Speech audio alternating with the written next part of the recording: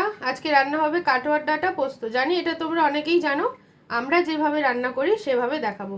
এটা আলু দিয়েও হয়, বাট শুধু হবে। আলুটা আমরা বেশি প্রেফার করি না। কড়াইতে তেল চলে যাচ্ছে, এবার চলে যাচ্ছে শুকনো লঙ্কা আর কালো জিরে। এবার কাটোয়ার ডাঁটা আর লঙ্কাগুলো চলে যাচ্ছে, ঢেলে যাচ্ছে।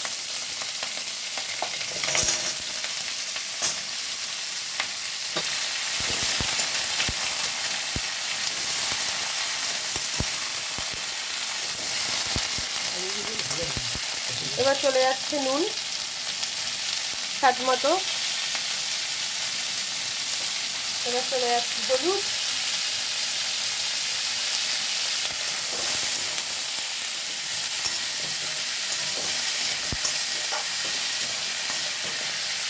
এবার চলে যাচ্ছে পোস্ত বাটা।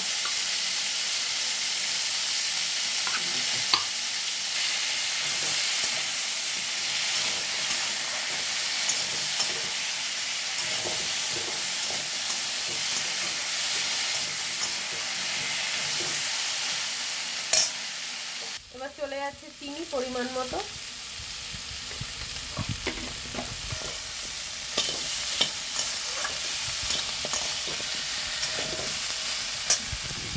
এটা ভাজা ভাজা হয়েছে, একটু জল দেওয়া হবে সিদ্ধর জন্য অল্প করে।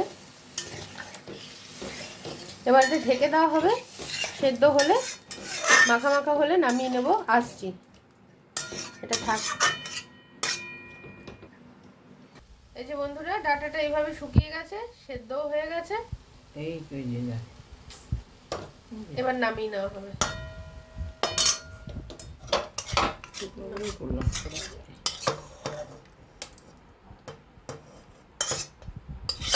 তো আমাদের ডাঁটা পোস্ত রেডি, গরম গরম ভাতে খাবার জন্য।